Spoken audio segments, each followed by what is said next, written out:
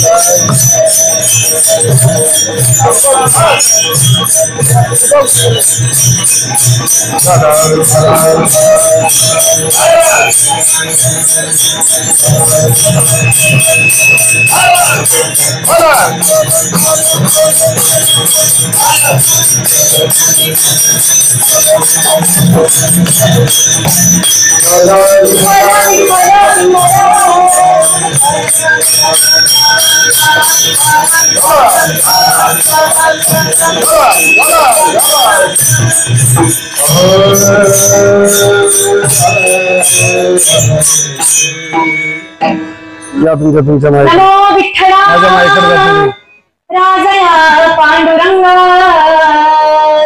नमो रुक्मिणी माऊली ज्ञानरंगा, नमो पुंडरीका, नमो चंद्रभागा,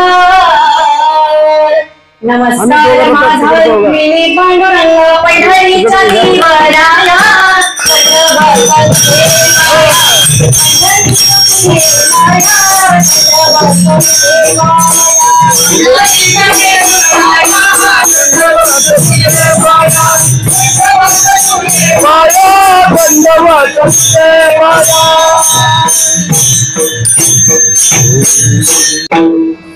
भाग्यवंत मनोजया, भाग्यवंत मनोजया, शरण गेली पंढरीराया, तरले तरती हा भरवसा, नामधारकांचा कसा. प्रस्तुत प्राप्तप्रसंगी प्राप्तवी प्राप्तश्री चिंतन निरूपणा कीर्तनी वेळला अभंग महान भगवत भक्त संत सम्राट विश्ववंद्य महाराष्ट्र भूषण देहू निवासी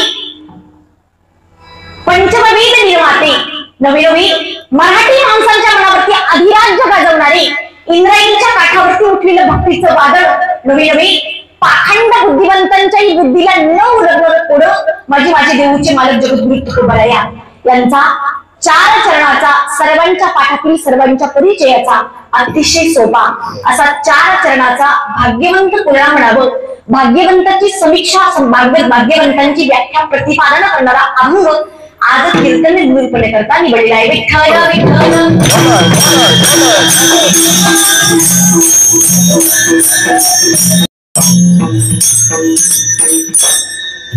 सेवेपूर्वी अल्पसा परिहार द्यायचा तो म्हणजे असा पुण्यभूमी पावन क्षेत्र आपल्या मळगिया वाडीमध्ये चालू असलेला अखंड हरिनाम सप्ताह आणि त्यामध्ये माझ्याकडे आलेली ही आजच्या चौथ्या दिवसाची कीर्तन सेवा. त्यांच्यामुळे तुम्ही सर्व श्रोते वृंदांचा मायबापांचा दर्शनाचा योग घ्या.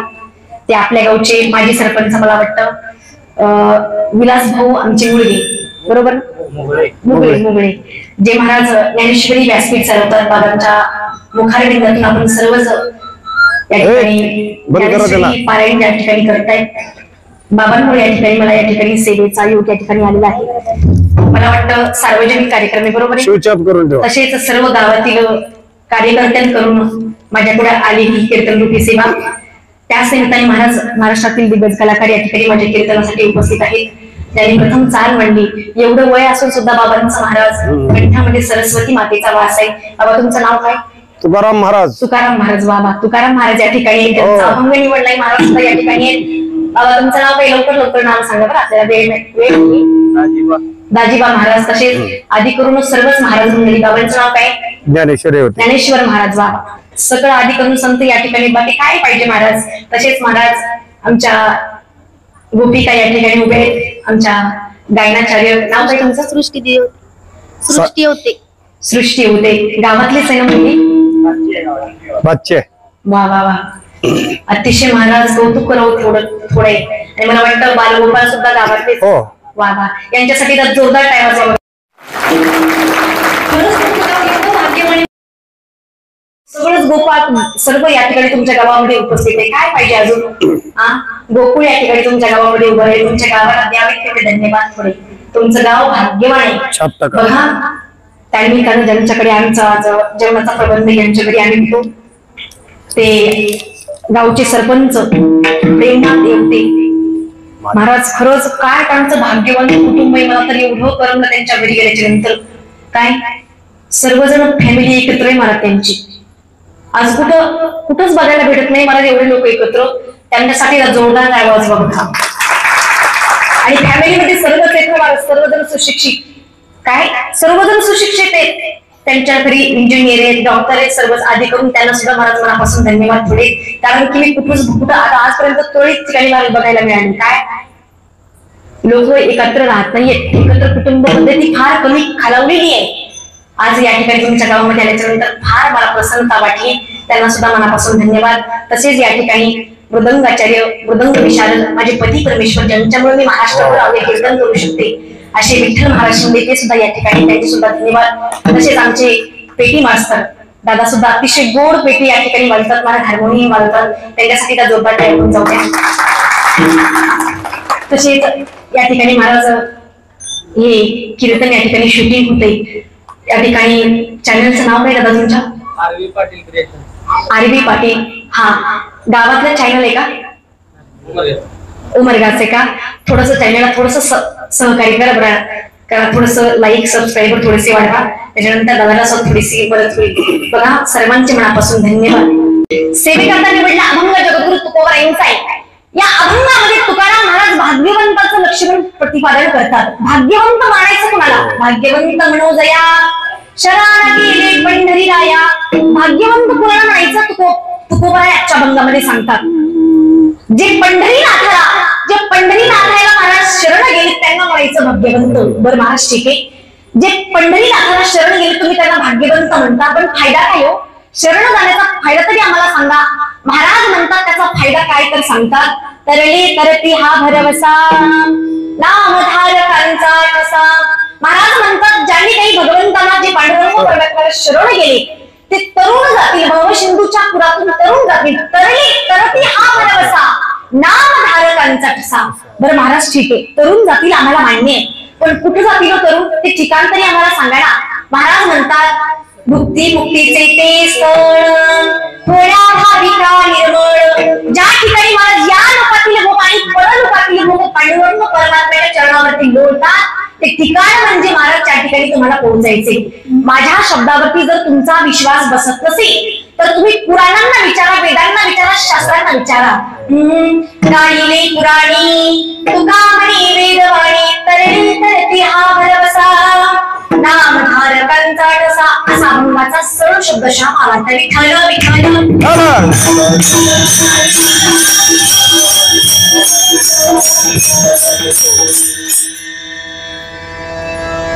सेवेकरता निवडला अभंग जगद्गुरु तुकोबारायांचा आहे. या अभंगामध्ये तुकोबा या भाग्यवंताचं लक्षण प्रतिपादन करतात. थोडं जर कीर्तन लक्षपूर्वक जर तुम्ही ऐकलं तर महाराज भाग्यवान भाग्यवंत या शब्दाने आपल्या अभंगाची सुरुवात आहे. ऐके नाही काय अभंग आहे आजचा?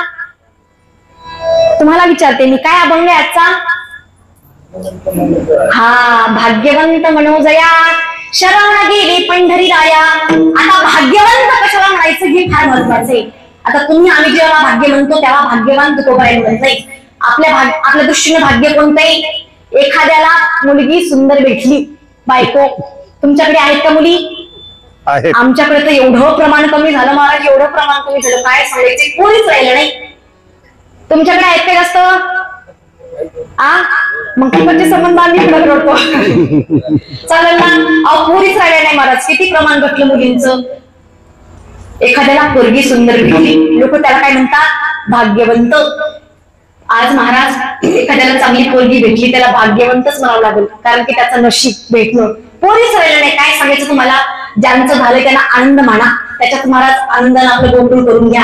आणि ज्याचं राहिलंय काय, ज्याचं राहिलंय लग्न व्हायचं ते महाराज ये भस्म या टपड्या माळा, आपली लुंगी नेसायची, कमंडल हातामध्ये, चलो विशालापुरी बद्रीनाथ धाम. काय करायचं? पोरीच राहिला नाही, त्याला काही विलाज आहे. ज्याला सुंदर पोरगी भेटली त्याला लोक काय म्हणतात? भाग्यवंत. एखाद्याला पैसा भेटला, एखाद्याला धन भेटलं, धनाचा हंडा. हंडा माहितीये का तुम्हाला? हंडा माहितीये का?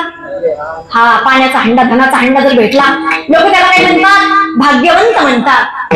ज्याला महाराज बायको भेटली चांगली त्याला लोक काय म्हणतात? भाग्य. बायको, पोरग, पैसा. एखाद्याला महाराज बऱ्याच वर्षानंतर मुलगा झाला, लोक त्याला काय म्हणतात? हो बाबा काय म्हणतात त्याला? भाग्यवंत म्हणतात. बरोबर आहे की नाही? किंवा भाग्यवान म्हणतात. बायको, पोरग, पैसा हे आपल्या दृष्टिकोनातून भाग्य आहे. पण तुकोबारायांनी महाराज याचा का प्रमाणात निषेध केला. म्हणजे महाराज संतांच्या सानिध्यात राहायला भेटणं, संतांच्या सहवासात राहायला भेटणं, याला म्हणायचं भाग्य. तुम्ही खरंच तुमच्या गावची मंडळी भाग्यवान आहेत महाराज. या ठिकाणी तुमच्या सद्गुरूंचं मंदिर, या ठिकाणी तुमच्या सद्गुरूंच्या सहवासात तुम्ही आहात. बघा, वर्षाचे 365 दिवस आहेत. किती? 365 दिवस. त्या 365 दिवसापैकी तुमच्या जीवनातले महाराज 7 दिवस फार महत्वाचे. ते म्हणजे हे सप्ताहाचे. बरोबर आहे की नाही? मला माहिती नाही, मी स्वतः मान्य करते मी संत नाहीये, पण मी सांगते एखादा तुमच्या गावामध्ये कीर्तनकार, कथाकारी आणि न सांगता एक महाराज तो एखादा संत असू शकेल आणि त्याचा तुम्हाला संग भेटेल, हे तुमच्या जीवनातलं महत्व भाग्य असेल. महाराज एखाद्याचा स्पर्श आपल्या गावात, त्याचे रजगुण आपल्या गावाला हंडीला लागतील आणि आपली भूमी पवित्र होऊन जाईल आणि आपलं भाग्य उजळून जाईल. त्याला व्हायचं महाराज भाग्य. आपण म्हणतो बायको, पोरग, पैसा या दृष्टीनं भाग्य, पण त्याला भाग्य म्हणत नाही. खरं तुमचं गाव एवढं भाग्यवान, एवढे भाग्यवान महाराज. तुमच्या सद्गुरूंचं मंदिर या ठिकाणी आहे. तुम्ही सर्वजण सद्गुरूंच्या छायेमध्ये या, हे तुमच्यासाठी फार भाग्याची गोष्ट आहे. बघा, मग भाग्य म्हणायचं तरी कशाला? बघा, देवाने आपल्याला एवढा सुंदर नरदेव दिला. कशा करता दिलाय नरदेव? देवी दिला देह भोजना गोमटा. कशा करता दिलाय देह? देवी दिला देह भोजना गोमटा. बरोबर आहे की नाही ग माता मुलांनो? देह कशा करता दिलाय? बोला की माय, कशा करता दिलाय देह? भोजना करता. बरोबर आहे की नाही? खरं सांगा कशा करता दिलाय? मग भूक लागली का तुम्हाला? मग का बोलत नाही माझ्याशी तुम्ही? देवी दिला देह भजना गोमटा. कशा करता दिलाय? भजनासाठी महाराज दिलाय. पण आपण भजन करतो का? अजिबात करत नाही महाराज. हा देह तुम्हालाच दिलाय का? याची देही गडे देवाचे भजन आणि हे ज्ञान नाही कोठे. कुत्र्या मांजरांना ज्ञान आहे का? बैलाला म्हशीला ज्ञान आहे का? बरं, त्यांना जर ज्ञान असतो तर मग या ठिकाणी एखादी म्हैस बसली असती कीर्तनासाठी. बसली का एखादी म्हैस? बसला का एखादा बैल? खरं सांगा, बसला का एखादा बैल? मग घरी जे बसले ते कोण? तुमचं तुम्ही म्हणून घ्या बरं का, मी नाही म्हणणार. मला थांबायचं अजून तुमच्या गावात थोडा वेळ. महाराज, या देहाची अभिलाषा अपेक्षा स्वर्गातील देव करतात. स्वर्गीचे अमर इच्छिता ते देवा, मृत्यूलोकी भावा जन्म आम्हा. या मृत्यूलोकामध्ये आमचा जन्म हवा याच्याकरता महाराज स्वर्गातील देव सुद्धा महाराज अपेक्षा करतात.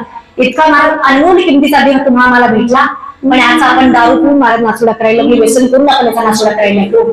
आणि जिंदगी फक्त महाराज किरायाचं घर, एक ना एक दिवस आपल्याला सोडून जावं लागणार आहे. जिंदगी किराए का घर है, एक ना एक दिन बदलना पडेगा. अरे एक ना एक दिवस महाराज या भाड्याच्या घरातून आपल्याला घ्यावं लागणार आहे. तुम्ही जरी म्हणसाल सगळं माझंय माझंय माझंय, पण या ठिकाणी सगळं सोडून द्यावं लागणार बाबा. आणि तो वरचा काय घ्यायला आला तर आपल्याला चालतं लागणार त्याच्यासोबत. माणसं महाराज एवढं माझं माझं माझं म्हणतात. ऐका, माणूस जेवढं धनाच्या मागे लागतो एवढा घराच्या मागे लागतो. कुठपर्यंत? जब तक आदमी का निधन नहीं हो जाता तब तक आदमी धन के पीछे दौड़ता है. जोपर्यंत माणसाचं निधन होत नाही तोपर्यंत पैशाच्या मागे धावतो महाराज. अरे जो जन्माला आला त्याला त्याचं मरण निश्चित आहे. मासी पंख पाकडे तव हे सरे, जायाचे शरीर जाई लक्षणात कहा गोपीनाथ पाविचिना. देवाने मरणाने मी जाणारे मला याची चिंता नाहीये रे, पण देवा तू मला अजून भेटला नाही मला याची चिंता आहे. देवा मला तुझी एकदा तरी ते मला भेट दे. प्रत्येक दिवस एक दिवस मला जाणारे माणूस. अरे जो जन्माला आला त्याचं मरण निश्चित आहे. बघा, जन्माने बाळ त्याची वाट पाही काळ. जो जन्माला आला त्याला एक दिवस निश्चित जावं लागणार. मग देह थोडासा विचार करा, सोबत काहीच आपण घेऊन जाणार नाही. सोबत जर आपलं मागं जर काही राहिलं असेल महाराज, तुम्हाला जर वाटत असेल मेल्याच्या नंतर सुद्धा आपण या ठिकाणी जगावं. बघा, छत्रपती शिवाजी महाराजांनी ठरवलं मला चंद्र सूर्य आहे तोपर्यंत मला जिवंत राहायचंय. तुकोबारांनी ठरवलं मला चंद्र सूर्य आहे तोपर्यंत जिवंत राहायचंय. आज सुद्धा महाराज कीर्ती अजरामर आहे. काय? आज सुद्धा त्यांची कीर्ती अजरामर आहे महाराज. गेली दिगंबर ईश्वर विभूती पहिल्या त्या कीर्ती जगा माझी. आज सुद्धा कीर्ती रूपामध्ये आपल्यामध्ये शिल्लक आहे. थोडस महाराज आपली कीर्ती शिल्लक ठेवा, थोडस चांगलं जगा. आपण गेल्याच्या नंतर महाराज आपला गाव तर वेळावर इतकं तरी चांगलं जगा. कबीरदास महाराज म्हणतात मेल्याच्या नंतर असं जगा. काय? मरायचं आहे तर असं जगा. जब हम पैदा हुए जब हंसे हम रोए, ऐसी करनी कर चलो हम हंसे जग रोए. जातानी असं का आपण हसायचं आणि जगाने आपल्यासाठी रडायचं याच्याकरता जाण्याचा दिवस आहे महाराज. एक म्हणे काही जगच रडलं नाही तर म्हणजे दादा निदान आपलं गाव तर रडावं, इतकं तर चांगलं जगणार. म्हणजे गावच रडलं पाहिजे ना म्हणलं. हो मग म्हणजे त्याच्यासाठी चांगलंच करायची काही गरज आहे. म्हणजे कसं काय? म्हणजे काही सोपं आहे. म्हणलं काय सांगा तरी मला काय सोपं आहे तर. म्हणजे काय करायचं, मरायच्या अगोदर गावातील सगळ्या लोकांकडून पैसे घ्यायचे. म्हणजे काय? मरायच्या अगोदर सगळ्या गावातील लोकांकडून पैसे जमा करायचे आणि नदीपाच मरून जायचं. म्हणजे कळलं त्याला, कळलं नाही गाव रडलं तर मला म्हणे बाबा. याला सुद्धा महाराज रडवणं म्हणतात. बघा, जेवढा राम प्रसिद्ध आहे तेवढा रावण सुद्धा प्रसिद्ध आहे. जेवढा महाराज कृष्ण प्रसिद्ध आहे तेवढा कंस त्याच्यापेक्षा जास्त प्रसिद्ध आहे. भागवतामध्ये गोकर्ण सांगावं लागतं. धुंदुकारीचं वर्णन त्याच्यापेक्षा डबल करावं लागतं. गोकर्ण पंडितो ज्ञानी, धुंदुकारी महाखलो. गोकर्ण पंडित आहे, ज्ञानी आहे म्हणून त्यांचं नाव आहे महाराज. पण धुंदुकारी खळ आहे, पापी म्हणून त्याची कीर्ती आहे. कीर्ती दोन्हीकडे सुद्धा भेटते बरं का. नाव दोन्हीकडे सुद्धा भेटत असतं. ज्यानं गावात सत्ता सुरू केला, सरपंच साहेब, ज्यानं गावात सत्ता सुरू केला लोक त्याचं बी नाव घेतात. आणि ज्यानं मुळात काडी लावली लोक त्याचं बी नाव घेतात. मग आपण ठरवायचं आपलं नाव कोणामध्ये असावं. आपला तो भाग नाही. बघा, मला काही सांगायचंय, आपली कीर्ती चांगली राहिली पाहिजे. देवाने इतका सुंदर नरदेव दिला. कशा करता हो? भजना करता. अरे आपण भाग्यवान, इतका सुंदर आपल्याला नरदेव भेटलाय. अरे पशु काय पाप पुण्य जाणती उत्तम मध्यम भोग भोगीती, त्याला काही कळत नाही रे. त्याच्यामुळे महाराज भजना करता, देव दिलाय भजनच करा. महाराज म्हणतात, म्हणतात तुम्ही आम्ही भाग्यवंत आहोत. अभंगाचं प्रथम चरण भाग्यवंत मनोजया शरण गेली पंढरीराया. भाग्यवंत पुराण म्हणायचं. इतका सुंदर नरदेव भगवंतांनी आपल्याला दिला. कशा करता हो? भजना करता दिला. त्या पांडुरंग परमात्म्याला शरण जाण्याकरता आपल्या नरदेव दिला. जे महाराज पांडुरंग परमात्म्याला शरण जातात त्याला म्हणायचं भाग्यवंत. आता शरणागत कोणाला म्हणायचं? शरण म्हणजे काय? शरणागतीच्या व्याख्या किती आहेत बघा. शरणागताचे प्रकार तुम्हाला सांगते. शरण शरण शरण म्हणजे काय बघा. प्रथमतः देवाला जे आवडतं आणि परमार्थाला जे अनुकूल असतो ते करणं म्हणजे महाराज शरणागती होय. दुसरी गोष्ट म्हणजे परमार्थाच्या आड ज्या काही गोष्टी येतील त्याला दूर सारून भगवंताची अनन्य भक्तिभावाने शरणागती करणं त्याला म्हणायचं शरणागत. आणि 3 नंबरचा मुद्दा म्हणजे महाराज काहीही जरी झालं, काय म्हणते मी, काहीही जरी झालं तर पांडुरंगावरचा दृढ विश्वास कधीच माणूस कमी बुडायचा नाही, याला म्हणायचं शरणागत. आता मला सांगा, पहिला मुद्दा हाताळू आपण. देवाला जे आवडतं, परमार्थाला जे अनुकूल असतो ते करणं म्हणजे शरणागती होय. मला सांगा, देवाला जे आवडतं ते आपण करतो का बाबा? माझ्या माऊल्यांनो, तुम्हाला स्वयंपाक येतो का? स्वयंपाक येतो ना? तुम्ही सकाळी पोळ्या करता का? पोळ्या पूर्णाच्या नव्हे बरं का, काय म्हणता तुमच्याकडे मला माहित नाही. थोडासा चपात्या करता की नाही? माहिती चपात्या अहो माना हलवा थोडे तुम्ही. यांच्यापेक्षा संख्या बघा आपली किती जास्त आहे आज. करता की नाही? करता ना? केवढी असते तुमच्याकडे चपाती? एवढी असते रे? एवढीच ना बरोबर. देवाला नैवेद्य करता का? देवाला पटापटा बोला थोडस. केवढा असतं का तो? कशा खरं बोलायला लागल्या. त्याच्यावरती महाराज वरण असं बोटानेच लावायचं, भात असा बोटानेच लावायचा. तूप पाहिजे का तुम्हाला? तूप तूप म्हटलं की चूप. आमच्याकडे महाराज लय आवड आहे बघा. तूप म्हटलं की चूप. एवढी तुपाची वाढवा झाली. काय किलो आता सध्या तूप? 600-700 का? कमी आहे तुमच्याकडे. मग आमच्याकडे 1000 रुपये किलो आहे बरं का. तुमच्याकडे घेऊन जावं लागतं तुमच्याकडचं तूप. बघा महाराज, आमच्याकडे अख्खं गाव जेवायला असतं बरं का दादा. आणि तूप नाही काय का द्रोणामध्ये असतं. ते जर एखाद्या बारक्या पोरांना जर वाढायला दूध घेतलं बाबा तर गावातले लोक ठेव खाली, ठेव तू पाणी वाढ पाणी. लगेच महाराज गावात एक तूप वाढणारा माणूस असतो, तो लगेच येणार, बोलवा त्या शामरावला. लगेच शामराव महाराज पाय बाजू करणार, तोपाचा द्रोण हातात घेणार, अशा 4 बोट त्याच्यात बुडवणार. असा पडणार पण ती ज्याच्या नशिबात एखादा थेंब असतो त्याच्याच नशिबात भेटतो महाराज. एवढी तुपाची वाढवाय. असं तूप फक्त खाली टेकवतीला. भजे माहिती तुमच्याकडे? भजे केल्याच्या नंतर तर एवढा अवघड प्रोग्राम आहे तुम्हाला काय सांगायचं.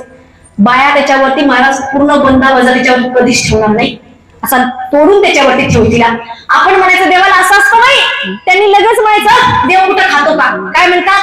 देव कुठं खातो का? मला सांगा महाराज, देव खात नाही का? आपण देवाला खाऊ घालत नाही गो.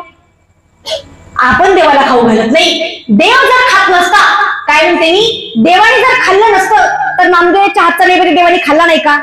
खाल्ला ना महाराज. देव जर खात नसतं तर शबरीची उष्टीवर देवाने खाल्ली नाही का? देव खायला तयार आहे, पण खाऊ घालणार आपल्यासारखाने. खाऊ घालणार जर तुमच्या आमच्यासारखा असतात, कुत्र सुद्धा खायला तयार नाही. काय म्हणते मी, कुत्र सुद्धा खायला तयार नाही. आपल्या डाव्या हातामध्ये महाराज भाकरी असते. भाकरी माहिती आहे तुम्हाला? चपाती. आणि उजव्या हातात मागून अशी काठी लपवलेली असते. कुत्र जवळ येईपर्यंत महाराज भाकरीचा तुकडा दाखवायचा. कुत्र महाराज भाकरीच्या आशेने जवळ येतो. जवळ कुत्र आल्याच्या नंतर भाकरीचा तुकडा मागून करायचा आणि दहा दिवशी महाराज कुत्र्याच्या महाराज पाठीत काय टाकायचा? टोका टाकायचा. असं म्हणल्यावर कुत्र सुद्धा खायला तयार नाही. महाराज मला काही सांगायचंय, देवाला जे आवडतं ते आपण करतो का?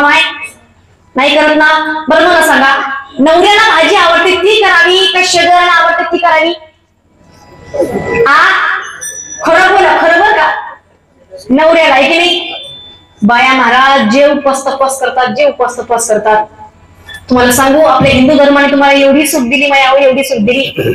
तुम्ही जर तुमच्या नवऱ्याची सेवा केली तुम्हाला कुणाची सेवा करायची गरज नाही. ही दिलेली सूट आहे. माझं बी झालंय ना. पण दिवसभर बाया देवाचं दर्शन घेतीला, सोमवार करतीला, आठवड्यातली महाराज एखादाच दिवस त्यांचा खाली असेल उपवासांचा, एवढे उपवास करतीला, पण एक शब्द नीट बोलणार नाही तो नवऱ्या. बोलतात का? खरं सांगा. पुरुष बोलतात काय नीट? बोलत नाही. बघा कसं खरं बोलायला लागले ते. कोणाला सांगतील? मला नाही सांगणार तर. एका बाईने काय झालं, आमच्या इकडे उपवास केला बरं का. माझं कीर्तन ऐकून ते जरा तिला म्हणलं बाई जरा सुधरा. नवराज पती परमेश्वर असतो. तिने घेतला मला थोडस डोक्यात, आली थोडीशी जाग्यावर. दुसऱ्याशी फार गोड बोलायला लागली बरं का काकू. ती फार गोड बोलायला लागली. आणि का हो, चहा घेता का? त्याला म्हटलं कोणी नुसतं येऊ बोला, मिळच लागला. बरं झालं असेल काहीतरी कमी जास्त. आपण कुठं चालला तुम्ही? अरे मी बापरे, एवढी प्रेमाने विचारायला लागली, तुला काय करायचं म्हणे, कुठे चाललं तर तुझं तू काम कर म्हणे. अहो तसं नाही म्हणायला लागले मी, ही बायकोनीच करावं बरं का म्हणे. मग म्हणे बाहेर तसं ना आपल्या घरातल्या देवाचं दर्शन घेऊन जात जावं. मी कधीच तर नाही म्हणली, विचार करायला लागला बरं का. म्हणजे काय होतं त्याने, अहो मी परत जावं घरातल्या देवाच्या पाया. ते म्हणे होतं काय तेवढं बोल म्हणे, जास्त आगाऊचं बोलू नको.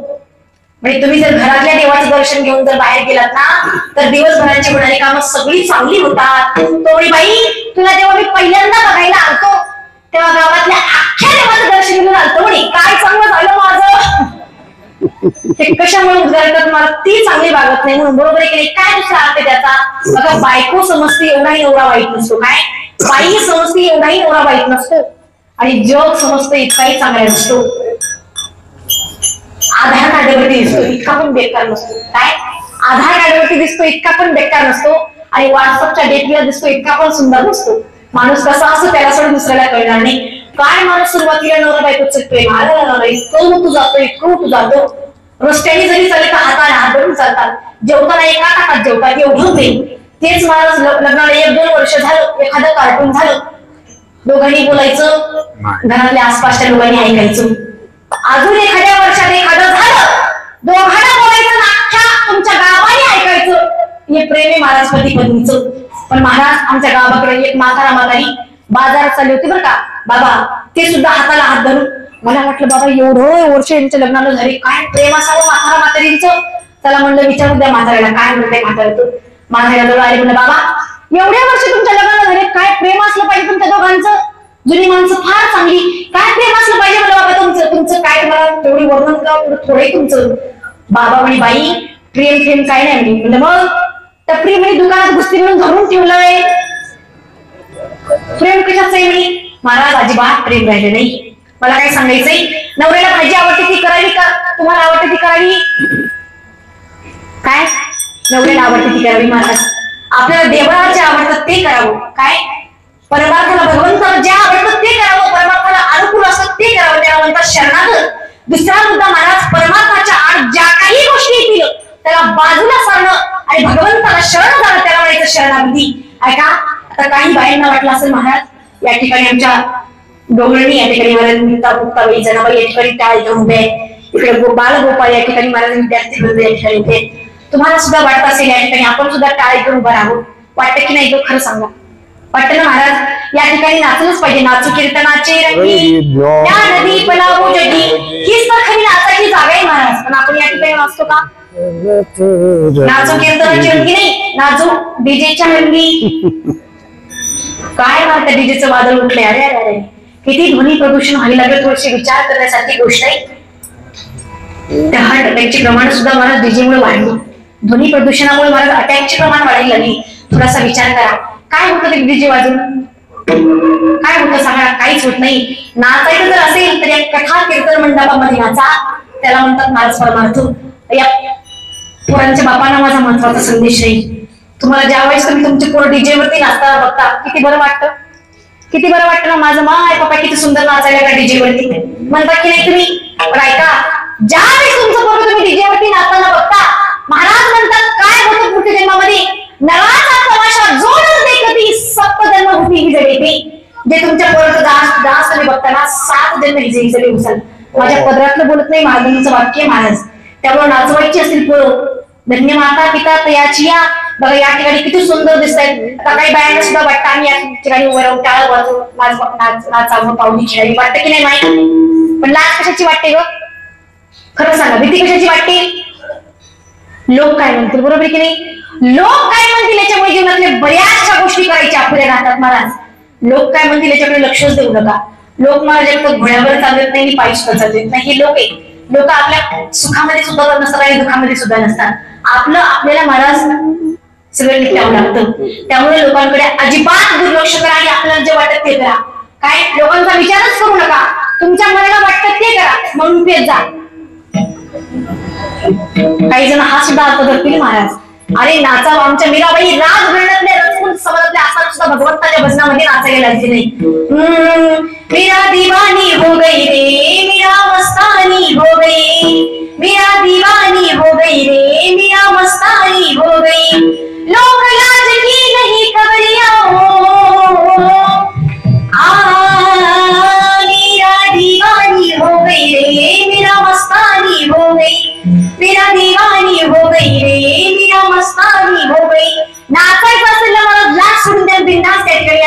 उभे राहा. हाच खरा परमार्थ आहे. लोकांचा विचार न करता परमार्थाला जे परमार्थाला अनुकूल असतं ते करून त्याला म्हणतात शरणागती.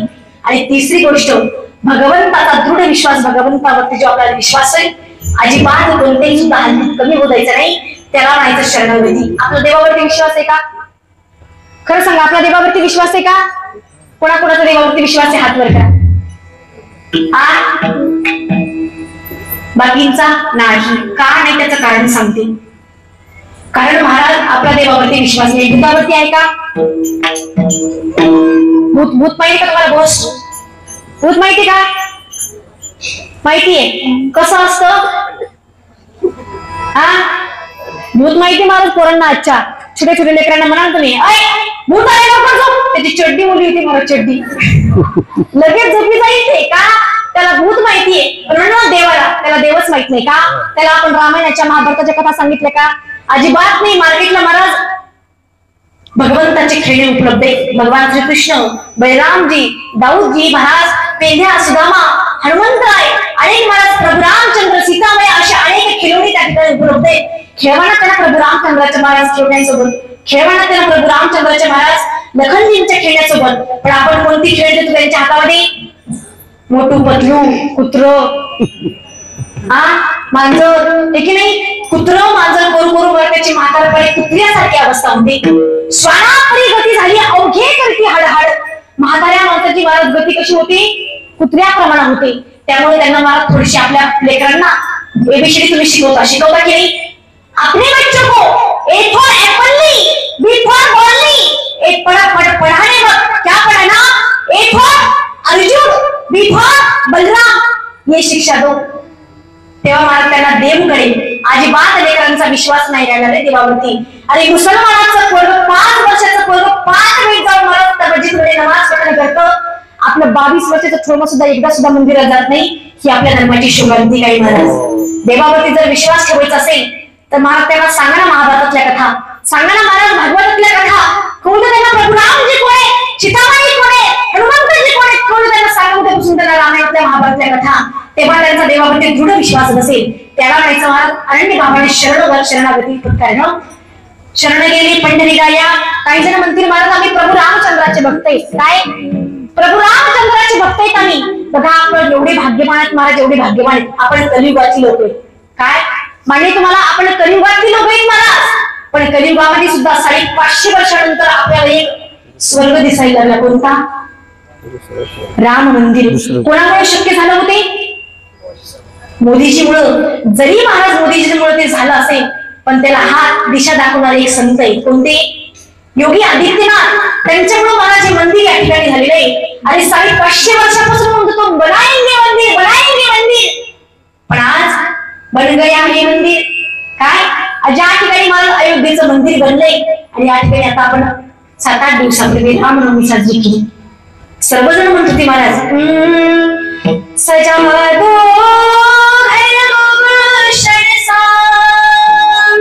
सजा दो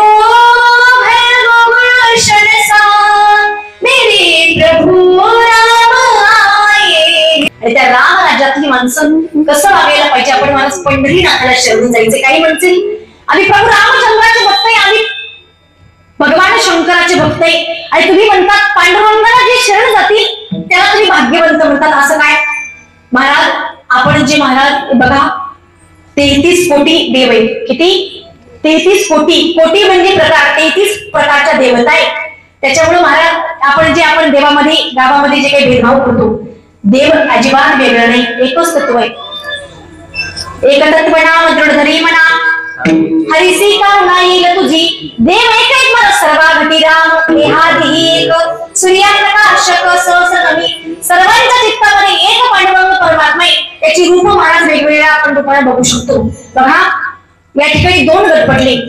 नाथ महाराज म्हणले पंढरीचा पांडुरंग परमात्मा आला कुठून असा प्रश्न ज्यावेळेस निर्माण झाला त्यावेळेस नाथ महाराज म्हटली द्वारकेची केली आली याची ठाया.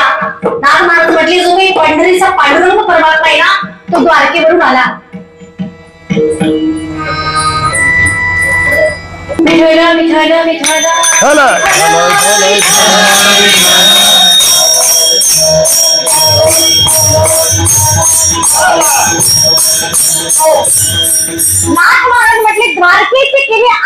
विठ्ठल्या, जो पंढरपूरचा पांडुरंग परमात्मा तो कुठून आला? द्वारकेवरून आला. पण तुकोबांना ज्यावेळेस विचारलं, तुकोबाई म्हटले, पुंडलिकाच्या भावार्था गोकुळी होणी झाला येता पंढरपूरचा जो पांडुरंग परमात्मा आहे तो गोकुळावरून आला. मग आता कुणाचं खरं कुणाचं खोटं? दोघेही पक्ष महाराज वारकरी संप्रदायाचे, मग दोघं खोटं बोलतील का? अजिबात नाही. बघा, द्वारकेतला जो पांडुरंग परमात्मा आहे तो कसा आहे?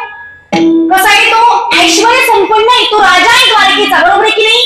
ज्यावेळेस तो द्वारकेवरून पंढरपूरला आला त्यावेळेस त्यांना ऐश्वर्य घेऊन आला, धनसंपदा घेऊन आला. आणि महाराज गोकुळातला देव कसा आहे? प्रेमप्रधान आहे, प्रेमप्रधान.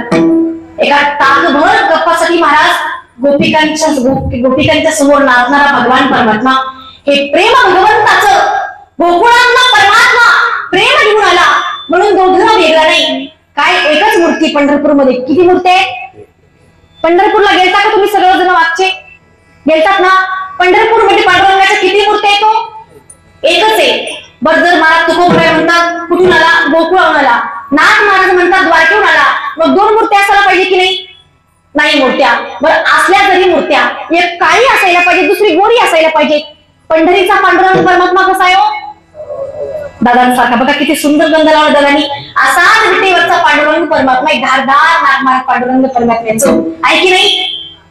देव काळा आहे. माय देव कसा आहे ग? बोल व्हायला लागला ना तुम्हाला कीर्तन? देव कसा आहे? काळा. देव काळा आहे तर एवढं जग त्याच्यावरती फिदा आहे, एवढं जग त्याच्या दर्शनासाठी आतुर आहे. देव जर गोरा असता तर काय झालं असतं?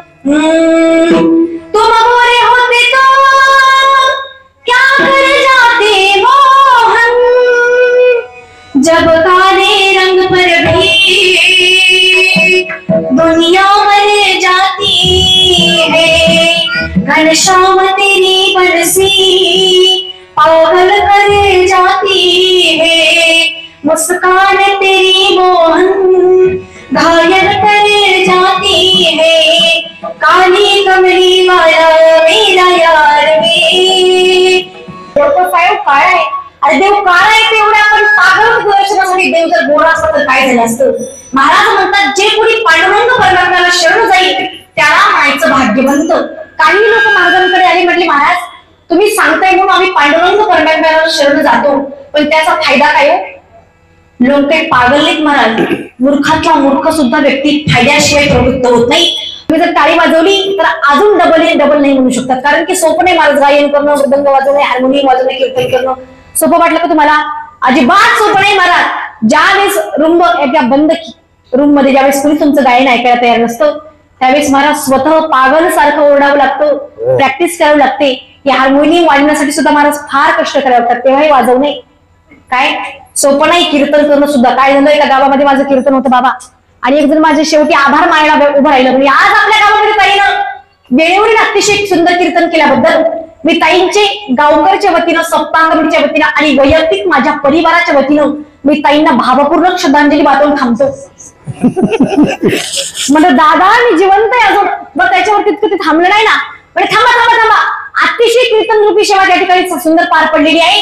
तरी ताईंचं दक्षिणा दिल्याशिवाय कोणी दर्शन घेऊ नये. आणि विशेष म्हणजे ताई या ठिकाणी 10 मिनिटं दर्शनासाठी तुमचा सर्वांना दर्शनाचा लाभ होणार आहे. 10 मिनिटं ताई या ठिकाणी थांबणार आहे. तरी एका लाईन मध्ये महिलांनी दर्शन घ्यावं, दुसऱ्या लाईन मध्ये स्त्रियांनी दर्शन घ्यावं. आता महिला स्त्रिया काही वेगळ्या आहेत का महाराज? सोपं नाही हो गायन करणं, मृदंग वाजवणं, एवढ्या मोठ्या कार्यक्रमाचं नियोजन घेणं. एका दिवसाचं महाराज कीर्तन म्हणजे एका लग्नासारखा व्याप असतो. दादांना विचारा किती महाराज कार्यक्रमाचं टेन्शन असतं. सोपं नाही. जे महाराज सगळ्याकडून पत्ती गोळा करणं, बोलेल त्याला त्याचं प्रत्युत्तर देणं सोपं वाटलं का? आता उद्या एखादा म्हणून कोण आले होते राजची महाराज, त्याला सुद्धा तोंड द्यावं लागतं महाराज. सोपं नाही एक नियोजन करणं. सोपं फक्त एकच आहे, सांगू का तुम्हाला? सोपं फक्त एकच आहे, खाली बसून महाराज चुकला म्हणजे जुमलीच नाही. इतकं सोपं आहे महाराज, बाकी काहीच सोपं नाही. त्याच्यामुळे महाराज जोरदार टाळ्या वाजवासाठी एकदा महाराज खाली वाजवायच्या नंतर थोडसा बरं वाटतं आम्हाला सुद्धा. एकदा वारकरी संप्रदायाच्या नियमाप्रमाणे भजन घ्यायची. ज्यांना त्याला भगवंतांनी 2 हात दिलेत ना त्याने एकदम सरळ हात वर करा, लवकर हात वर करा. वा वा वा, सर्वांना हात दिले तो. माता मावळ्यांनो आपल्या उभं राहायचं नाही, एकदम सरळ हात वर करा, सरळ हात. काही लागायची गरज नाही. बाया बरातीत नाचायला डीजे वरती ते सुद्धा आपण परमार्थाच्या ज्ञानमंडपामध्ये काही लाजायची गरज नाही. घ्या सर्वांनी हातवर. पाठीमागचे वड्यावर बसलेले गावचे जावई का जावई कधी मागे मागचे घ्या घ्या. झाडाखाली बसलेले एकदम सरळ हातवर घ्या. बरोबर जाऊ द्या. गावातले जावई नाही घेतले हो. नाही जावई नाही. वा वा वा. घ्या सर्वांनी हातवर. त्या पाठीमागच्या बसलात बघा. वा वा आजी घ्या तर हातवर घ्या. तिकडे बागचे सगळं दिसतं बरं का मला इकडे. वा घ्या. शूटिंग वाल्याला शूटिंग घ्या बरं का. आणि सर्व आपण सर्वजण दिसणारे युट्यूबला त्याच्यामुळे टाळी वाजवायची बंद करायची नाही जोपर्यंत कीर्तन संपत नाही तोपर्यंत. असंच ना. नाही नाही भजन संपत नाही तोपर्यंत.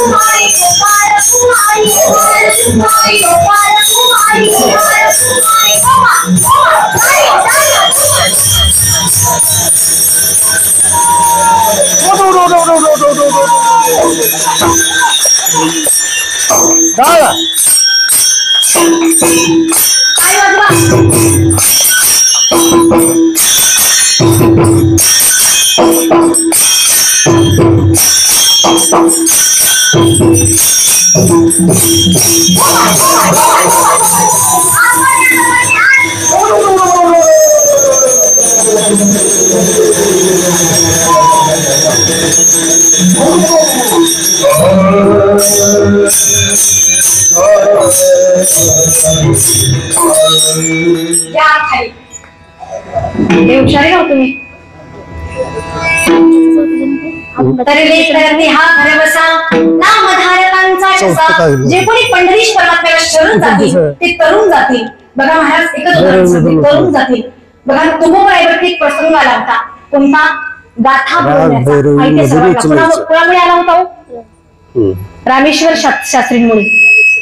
रामेश्वर भट्टांमुळे महाराज प्रसंग आला होता. ज्यावेळेस महाराज गाथा पाण्यामध्ये बुडली होती. तुकोबराईला एवढं दुःख झालं, एवढं दुःख झालं, एवढं दुःख झालं. ज्यावेळेस दुष्काळ पडला होता, लेकरं बाळ बायको अन्न करता आली होती, एवढं दुःख त्यावेळेस झालं नव्हतं. एवढं दुःख महाराज गाथा बुडवल्याच्या नंतर झालं होतं. कारण सर्व जीव आपल्या गाठ्यामध्ये गेला होता महाराज. आणि 14 दिवसाच्या महाराज वर्त वैकल्याने सामर्थ्याने जेव्हा पांडुरंग परमात्म्याची भक्ती केली आणि भगवंताने जो गाथा तरुण वर आणला. ऐका, गाथा तरला गेला होता. कसा तरला होता? गाथा काही साधा सुद्धा मला दिसता खाली टाकला होता. दगड बांधून खाली गाथा टाकला होता. काय? दगडाला बांधून गाथा मला इंद्रायणीमध्ये ठेवलं होतं. गाथा मला सांगा, आता सुद्धा तुम्ही इंद्रायणीचं दर्शन घ्यायला जा. इंद्रायणीच्या तळाला दगड किती दगडे? असंख्य दगडे. महाराज ती दगड तरली. कोणती? तीच दगड तरली जी गाथ्याला बांधली होती. ती दगड तरली. तर ती हा नामधारकांचा ठसा. महाराज वाल्यापुरी माहिती आपल्याला किती पापी होता, किती दुराचारी होता. एवढा दुराचारी असणारा पापी असणारा महाराज भगवंताला शरण गेला. भगवंताचं नामचिंतन केलं. एक डाकू असणारा वाल्यापुरी भारताचा आद्य कवी झाला. केले रामायण रामाधी कुणी यांची कीर्ती वाढली गहन. केले रामायण रामाधी. म्हणून जे कोणी महाराज पंढरीश परमात्म्याला शरण जातील ते तरुण जातील. कुठे तरुण जातील? महाराजांनी त्याचं ठिकाण सांगितलं. अभंगाचं तृतीय चरण. कुठे तरुण जातात? भक्तिमुक्तीचे ते स्थळ घोड्या भाविका निर्मळ ज्या पंढरीश परमात्म्याच्या महाराज चरणावरती भक्ती आणि मुक्ती मिळतात त्या ठिकाणी तुम्ही तरुण जासाल. माझ्या बोलण्यावरती जर तुमचा विश्वास बसत असेल, तुकोबराय म्हटले गायले पुराणी तुका म्हणे वेदवाणी तरी तर ते हा बरबसा नामधारकांचा कसा. माझ्या बुद्धीप्रमाणे मला भगवंतांनी जशी बुद्धी दिली तसा महाराज अभंगाचा भागार्थ तुमच्यासमोर मी मांडण्याचा प्रयत्न केलाय. पण प्रत्येक कीर्तनामध्ये मी काही ना काही उपदेश संदेश देऊन जात असते. आजच्या कीर्तनामध्ये सुद्धा मी काहीतरी संदेश देणार आहे. पहिली गोष्ट म्हणजे देशाबद्दल धर्माबद्दल स्वाभिमान बाळगा. आज आपल्या देशाबद्दल धर्माबद्दल स्वाभिमान बाळगण्याची गरज आहे.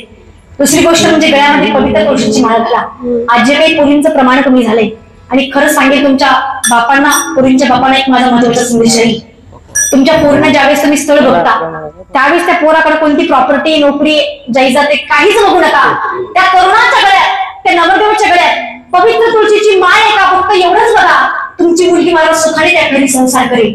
काय करायचं वा जेवढा मोठा एवढी मोठी प्रॉपर्टी क्षणात त्याचा भरोसा नाही त्या प्रॉपर्टीचा. व्यसनामुळे एवढ्या लोकांनी महाराज नासुडा केला जीवनाचा. अजिबात महाराजाच्या गळ्यामध्ये पवित्र तुळशीची माळ नाही ना त्याच्या गळ्याला तुमची महाराज ती गाय घरातली बांधू नका. तुमची चिमुरडी मुलगी त्या पोराच्या गळ्याला बांधू नका. आज गळ्यामध्ये पवित्र तुळशीची माळ घाला. दुसरी गोष्ट म्हणजे आई वडिलांची सेवा करा. बघा तुम्हाला जर वाटत असेल तुमच्या पोराने तुम्हाला आई आणि बाप म्हणून शेवटपर्यंत तुमची सेवा करावी तर तुम्ही काय करा महाराज वारकरी संप्रदायाचे शिक्षण संस्थेमध्ये त्यांना घाला. गावातील सर्व मुली मुला आहेत तुमच्या गावातलीच आहेत ना सर्व लाईन मध्ये उभी राहिली. हो सॉरी कोणत्या संस्थेत आहेत? संस्थेचे नाही. वा वा. आमची बघा आळंदीला संस्था आहे. ज्यांची कुणाची इच्छा असेल त्यांनी मुला आणि मुलींसाठी सुद्धा शिक्षणाची सुवर्ण संधी त्यांनी कीर्तन झाल्याच्या नंतर आमच्याशी संपर्क साधा. कारण की महाराज तरुण पिढीला तुम्ही बघताय जरी महाराज क्लास 1 क्लास 2 अधिकारी जरी पूर्ण झाले तर आज बघा जास्त शिक्षण ज्यांचं जास्त शिक्षण झाले ना त्यांचेच आई वडील महाराज वृद्धाश्रमात आहेत. त्या वृद्धाश्रमाला जाऊन कधीतरी भेट द्या. एखाद्या गरीब महाराज शेतकऱ्याचे आई वडील त्या वृद्धाश्रमामध्ये नाहीये. जे सुशिक्षित आहे जे नोकरीला आहे त्यांचेच आई वडील महाराज तुम्हाला वृद्धाश्रमामध्ये दिसतील का. तुम्ही त्यांना शिक्षण दिलं सगळ्या गोष्टी पुरवल्या पण ज्या वेळेला योग्य संस्कार द्यायचे ते तुम्ही विसरले म्हणून तुमच्यावरती वेळ येणार आहे. तुम्हाला जर वाटत असेल आमच्या पूर्वी आमच्या आई मरीपर्यंत सेवा करावी तर त्यासाठी महाराज या लाईनीत त्यांना उभं करावं लागेल. काय या लाईनीतच त्यांना उभं करावं लागेल कारण त्याच्याशिवाय ते सुधरू शकत नाहीत महाराज. तिसरी गोष्ट म्हणजे गोमातेची सेवा करा. आणि पाचवी गोष्ट म्हणजे महाराज व्यसनापासून दूर राहा. पहिले तुमच्या गावामध्ये महाराज काय तुमच्या तब्येती बघा बाबांची तब्येत किती सुंदर आहे. पहिल्या तुम्हाला काजू बदाम खायचे आता राहिली का काजू बदाम अजिबात नाही महाराज. तेव्हा तर व्यसन करायला लागले. ऐका काजू बदाम सोडून आता गुटखा प्रसिद्ध झाला. काजू बदाम सोडून आता गुटखा प्रसिद्ध झाला. अजय अक्षय शाहरुख सुद्धा बिमरच खा म्हणाला. अरे बंद झाल्या शिक्षण जाहिराती बंद झाल्या शिक्षण जाहिराती जुगार प्रसिद्ध झाला. हिंदी मराठी कलाकार सुद्धा बिमरच रमीच खा म्हणायला लागला महाराज. का बिमरच खा म्हणायला लागला. आणि जाकी सुद्धा गायछाप खातो. जाकी सुद्धा गायछाप खातो तोही तेच म्हणाला. जमली रमी ते आवडा महाराज डायलॉग हाही फेमस झाला. डायलॉग हाही फेमस झाला. अरे विमलमुळे गुटख्यामुळे टपरीवाला सुद्धा इतका श्रीमंत झाला इतका श्रीमंत झाला इतका श्रीमंत झाला. पण या व्यसनामुळे माझ्या भारताचा तरुण मात्र वाया गेला. तरुण मात्र वाया गेला. काही लोक महाराज व्यसन करायला लागले. अरे ही दारू काय महाराज 10-15 वर्षाची पोरं लग्नामध्ये दारू प्यायला लागली. माहित तुम्हाला वातावरण कसं आहे. दारूमुळे एवढ्या लोकांचे संसार उद्ध्वस्त झाले. एक उदाहरण तुम्हाला सांगणार. एवढं उदाहरण आहे त्याच्यानंतर जर तुमचे कान जर उघडले तुमच्या मनामध्ये जर परिवर्तन झालं तर माझं आजचं कीर्तन सक्सेस आहे. फक्त 10 मिनिटं. किती 10 मिनिटं सांगू ना उदाहरण तुम्हाला. आणि तुम्हाला दारू जर प्यायची असेल तर तरुण वर्गांना माझी सूचना आहे. तुम्हाला दारू प्यायची मी तुम्हाला विरोध करणार आहे तुमच्या दारूसाठी. कारण की माझ्या खिशातले तुम्ही माझ्या पॉकेटात दारू देत नाहीये. एका दारूचं नाव सांगते ती दारू प्या. अरे जाम पर जाम पीने से क्या फायदा. जाम पर जाम पीने से क्या फायदा. सुबह भी ये शाम भी उतर जाएगी लेकिन मेरे हरिनाम का पहला तो फिक्र दे तेरी सारी जिंदगी सुधर जाएगी. तेरी सारी जिंदगी सुधर जाएगी. दारू जर प्यायची ना महाराज हरिनामाची दारू प्या. आज या दारूची गरज आहे महाराज. बघा दारूमुळे एवढ्या लोकांची संसार उद्ध्वस्त होतात. एक उदाहरण तुमच्यासमोर वाटते तुमच्या लक्षात येईल. एका नवीन जोडीचं लग्न झालं. 10 मिनिटं न आवाज करता माझ्याकडे लक्ष द्या. मला विक्षेप नको बरं का. नवीन जोडीचं लग्न झालं. मला सुंदर संसार थाटला. लग्नाला माझ्या 2-3 वर्ष पूर्ण झाले. एक मुलगी झाली त्यांच्या घरामध्ये फार सुंदर मुलगी. त्यांचा सुरळीत संसार चालू होता पण दृष्ट लागली त्याच्या संसाराला. 31चा दिवस होता. ते महाराज तो पोरगा रोज दुकानावरती जायचा आणि दुकानावरती घरी यायचा. 31चा दिवस होता. मित्रमंडळींनी अडवून सांगितलं काय रोज घर काय करतोस तर आजच्या दिवस आपला एन्जॉय करायचा ऐश करायची तर दारू झाल्यावरती.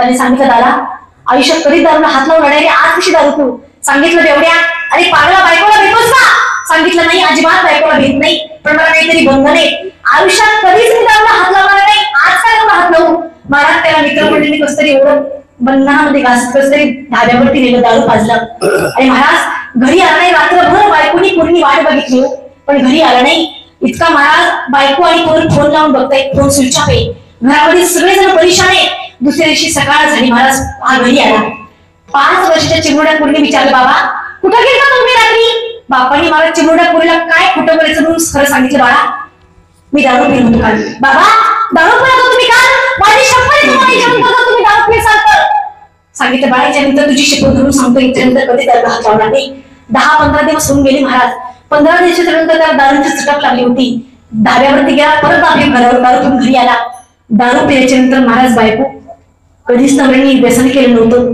आजही गवळ्याचं चित्र डोळ्यासमोर आल्याच्या नंतर काय त्या मनुष्य अंतकरणाची अवस्था झाली असेल तिने सांगितलं का हो अशी दारू पिल्याच्या नंतर आपला संसार कसा थोडं सुरळीत चालणार थोडस सुद्धा पोरगी आपलं रोज भांडण ऐकते काय तिच्या मनावरती आपला परिणाम होत असेल विचार करा महाराज पण तो ऐकायला तयार नाही 8 दिवसावरचं प्रमाण 2 दिवसावरती आलं एवढा तेवढा बनला 5 एकर शेती होती हो त्याला 2 एकर शेती विकून टाकली बायको वेडी झाली वेडी ऐका माय बाप बायको वेडी झाल्याच्या नंतर महाराज रोज बायकोला मारायचा एके दिवशी महाराज दारूसाठी पैसेच नव्हते अजिबात पैसे नव्हते मित्रमंडळीने तरुण देवड्या मंडळीने सांगितलं का रे तुला पैसे पाहिजेत ना तुला 200 रुपये देतो पण काय कर तुझी बायको बघ समोरून येते पाण्याचा हांडा डोक्यावरून आणते तुझ्या पागल बायकोला कंबरल्यात लाल मार सर्व भेटता तेव्हा तुला 200 रुपये भेटतील दारूच्या लालचाबाई मला एवढा पागल झाला होता एवढा व्यसनामध्ये दबून गेला होता काय बायको समोरून महाराज वेडी झालेली बायको समोरून डोक्यामध्ये हांडा काखीमध्ये हांडा आणि महाराज एका हाताला ते 2 नंबरचे डोकरीचे मुलं बाळ हाताला धरून येत होतं याला मला दारूचा पक्का नाद लागला होता गेला आणि 10 दिवसाच्या कंबरल्यात लाग घातली हो डोक्यावरचा हांडा खाली पडला बाई खाली पडली सांगितलं का हो काही चुकलंय का मला तुम्ही भर रस्त्यावरती मला मारताय असं मारल्याच्या नंतर मला मुलं उत्तर द्यायच्या नंतर तिच्या ब्लाऊज बदलला आणि टर्नरचं ब्लाऊज फाडलं महाराज कसे आबरू झाकली आणि घरामध्ये रडत पळाली सांगितलं माई बाप भगवंताच्या फोटोकडे बघितलं देवा काय माझा अपराध झाला असा बाई माझ्या नशिबाला हा एवढा मोठा भोग आलाय बस मला जगायचंच नाही रोज मला मारतो रोज एका मला शेत विकलंय आता काय करायचं कर्ज करून ठेवला हात मला विकून टाकी म्हणून महाराज रात्री काय केलं 2 चिमुरडे लेकरू झाले होते तिने विचार केला काय होणार माझ्या लेकरांचं बस मला जीवन मला संपून टाकायचंय महाराज यांनी भर रोज मला घरामध्ये मारतो भर चौकामध्ये भर रस्त्यावरती आणि माझी रिझल्ट सर्व लोकांनी तवघडी पडली काय करून माझ्या जीवनाचा फायदा आहे म्हणून महाराज रात्रीच्या टाइमाला एवढी गरिबी होती महाराज एवढी गरिबी होती अन्नाचा कण सुद्धा घरामध्ये खाण्यासाठी नव्हता हो पण तिने विचार केला माझ्या लेकरांना एकदा शेवट तरी गोड त्यांना काहीतरी खाऊन घालावं म्हणून शेजारीकडे जाते आणि महाराज सांगते काकू मला ग्लासभर बेसन द्यावं सांगितलं का गं रोज आमच्याकडे मागायला येतेस काही ना काही नवीन लाज वाटत नाही तुला मागण्यासाठी येण्यासाठी गरिबी कशी असते महाराज ही गरीबालाच कळते कुणाला ती गरिबीचा प्रसंग येऊ नये असं वाटतं महाराज कुणीतरी काही द्यावं पण त्यावेळेला महाराज कोणीच मदत करत नाही सांगितलं काकू लास्ट टाइम तुमच्याकडे मागण्यासाठी आलो याच्यानंतर कधीच तुम्हाला काहीच मागणार नाही फक्त आजच्या दिवस मला ग्लासभर बेसन द्या माय आजी तुमच्यासारख्या आजीनं तिला बेसन दिलो आणि घरी आल्याच्या नंतर भजे वगैरे केले कुरड्या पापड्या तळल्या पुरणपोळीचा स्वयंपाक केला आणि चिमुरड्या लेकरांना भरवला महाराज सांगितलं बाळांनो आज मी तुम्हाला खाऊ घालणार लेकरांनी महाराज घास समोर केल्याच्या नंतर जशी चिमणीची पिलं जशी आ करतात तशी आ करायला लागली बाळ चित्र डोळ्याचं म्हणा कसं असेल आणि विचार करते महाराज आज लेकर माझ्या डोळ्या हाताने खाताय मी उद्या निघून गेल्याच्या नंतर माझ्या लेकरांकडे कोण बघणार माझ्या लेकरांना कोण भरणार ती माय महाराज शेवटी आईच अंत करणार ते लेकरांना महाराज गोडधोड खाऊन खाऊन महाराज लेकर झोपी गेले आणि झोपी गेल्याच्या नंतर हा देवळा महाराज हिला मारलं आणि मारल्याच्या नंतर दारामध्ये लोट होता पण विचार केला आई आज भर चौकामध्ये महाराज गल्लीमध्ये माझी आणि इज्जत उघडी पडली ना जगून माझ्या जीवनाचा काहीच फायदा नाहीये पॉयझन घेतलं मला रात्रीच्या 12च्या टायमाला आणि पॉयझन घेऊन ती माऊली अंधाऱ्या खोलीमध्ये झोपलेली आहे मायबा जेव्हा सकाळ झाली ना सकाळ झाल्याच्या नंतर ही 5 वर्षाची पोरगी उठली आणि महाराज विचार करते अरे रोज आई सगळ्यांच्या अगोदर उठते आज आई का उठली नसावी बाहेर अंगणामध्ये जाऊन आईला बघते घरामध्ये रांगोळी सगळा काहीच वेळ नसतो घरात इथे आई दिसत नाही आतल्या अंधाऱ्या खोलीमध्ये जाऊन बघते तर काय आई झोपलीच आहे. आई आई उठला ना, किती वेळ झाला, का झोपलेली आहेस तू? पण महाराज आई बोलायला तयार नाही. आई तुला फार झोप लागली का तू? रात्रभर रडलीस का तू? बाबाने तुला काल मारल्या म्हणून? आई उठ ना, आई उठ ना, माझ्याशी बोल ना. पण आई महाराज बोलत नाही, हलवण्याचा प्रयत्न करते. आई हलत नाही. आई बाप त्यावेळेस पुरीनं महाराज आरडा ओरडा सुरुवात केली. बाबा ओ बाबा उठा ना, आई का उठत नाही? आई उठा. त्यावेळेस महाराज तो म्हणतो हिला काय काय रोग राहिला उठायला? तिला महाराजाची नशा उतरलेली असते. सकाळी येतो आणि धाडीची मारते मृतदेह तिच्या आईच्या बायकोच्या महाराज कंबड्यामध्ये लाद घालतो. पण महाराज ती माऊली उठत नाही. स्वर्गाला निघून गेली असते ती माऊली. ज्यावेळेस महाराज तिला उठवण्याचा हलवून उठवण्याचा प्रयत्न करतो, उठत नाही. नाकावर जवळ ती बोट नेतो. श्वास थांबलेले असतात. त्यावेळेस सांगितलं, अरे जोराने महाराज आगावना करतो,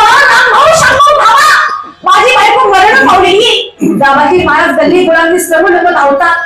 आणि महाराज कोणीला जेव्हा कळतं ना, माझी आई मरण पावली, काय दशा झाली असेल त्या लेकराच्या अंतःकरणाची.